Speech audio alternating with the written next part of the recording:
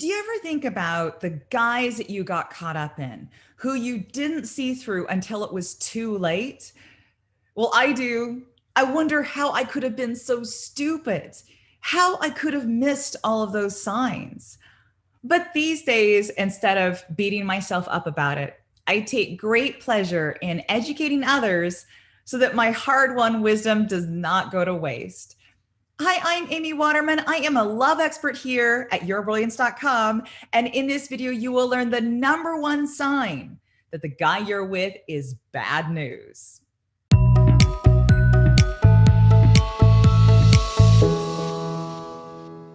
So before I dive in on how to spot the wrong guy, I want to share a quick story about something that's been happening to me over the past few years.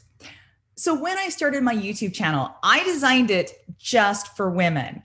And if you look at my channel, it's pretty obvious that this is a space to empower and support women, which is why it's so weird that men have been honing in on some of my videos.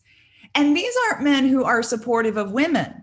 These are men who have an axe to grind.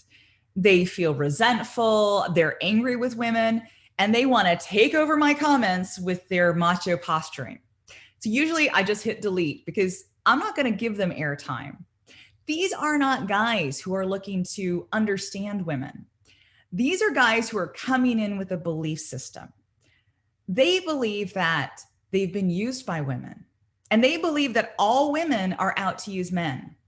They also believe that they're better than women. So by virtue of being male, they have a higher social status, which gives them the right to say whatever they want, even in spaces they don't belong. Because women are these cartoon caricatures in their eyes, there's only one purpose for a relationship. Ready for this? It's the trading of sex for resources. Yeah, so they believe that women offer their bodies in exchange for men financially supporting them. So as long as a man earns money, he believes that he is what women want. He doesn't have to be kind or loving or emotionally intelligent. He just has to drive a nice car and make enough money to pay for whatever a woman needs. Now, in this twisted worldview, women are faithless creatures. So if a man with more resources comes along, somebody who is wealthier or has a higher social status, these guys believe that the woman will drop the man she's with like a hot potato. And they believe she can't help it because all women are biologically programmed by evolution to prioritize status and wealth. Or so these guys believe. So that is a glimpse of what it's like inside the manosphere, which is this online collective of various websites and forums dedicated to men's rights, which includes the Red Pill movement. Now, before I continue, I just want to say that I am a huge supporter of the men's movement represented by websites like the Good Men Project, or public personalities like Lewis Howes, writers like Sam Keen and James Hillman. There's this huge inspiring wave of men who want to understand what it means to be a man so that they can strengthen what is strong and good in masculinity. Those men are an asset to any conversation because they think deeply and carefully about how men can show up as their best selves and contribute to the healing of the world.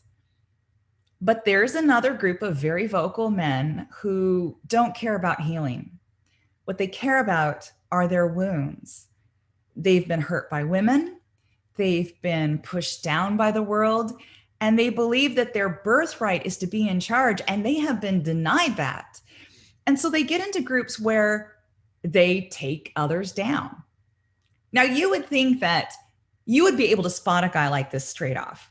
He's the one brooding in a corner, shooting off sarcastic remarks, unable to get a girlfriend. But what's uncomfortable to consider is that the men in our lives, these otherwise really good men who were raised right, have been influenced by the rhetoric of the manosphere. Any guy who spends time online will come across memes or videos or comments that reflect the manosphere. And because every single guy out there has been hurt before, there's a very tiny, small part of him that will resonate with that message. For example, how often do we as women think that all guys are jerks and users? That we know that's not true, right? We know that there are good men out there.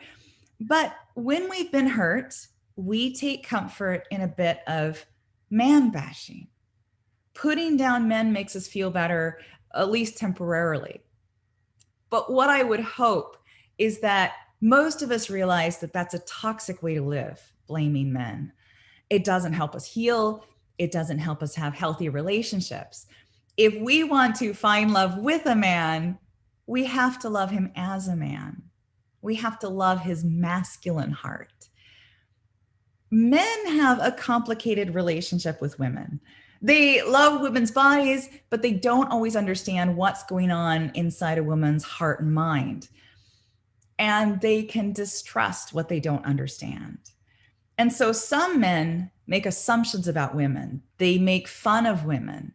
And they only do it in the company of other guys where women aren't around to hear.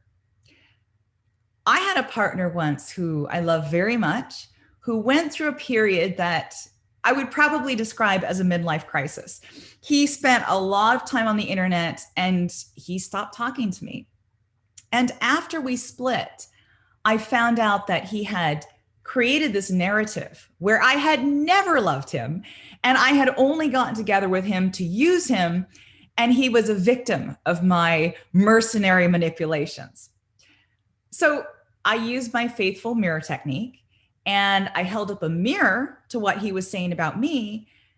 And I realized for the first time that he had gotten together with me because I was useful to him, because I had traits that he prized, not because he loved my heart and who I was. And that was a blow. But I learned to watch what a man says about other people. If he has the story where he's been the victim, he has been taken advantage of, he's been done wrong to, then watch what he says next. Does he say that he's learned how to forgive? Does he say that he's learned so much about his own patterns? Does he say that he's hopeful that he's going to heal whatever keeps him attracting these painful experiences? Or does he offer this narrative where he's right and everyone else is just awful and he deserves justice, or at the very least, revenge? The appeal of these guys, what gets us hooked in, is the way they rope us into their narrative of superiority. So a guy like this will tell you that you are not like other women. Like that's supposed to be a good thing? So the two of you, he'll say, are different. You stand out. You're better than all those other people that he makes fun of. But if you trip up in the relationship, or if you question him, or if you start to have your doubts, he'll turn on you and he'll tell you that you're just like that ex who betrayed him. Now, I hope that none of this is resonating with you and you have no idea what I'm talking about because you have never met a man like the one I'm describing. Just know this. If a man ever tells you or he implies that he was used by women, then be on your guard. This is a man who expects to be used, and he will twist your behavior around to make it seem like you're using him, no matter how much you love him. And if you want to know more about toxic relationships, then make sure to check out the other videos I made. I want you to be safe. And I also want you to remember, whenever you're tempted to see the world in terms of horrible men who are jerks and use women, that this is a worldview that comes with costs, and it comes at the cost of love. Take really good care of yourself, and I will see you next time.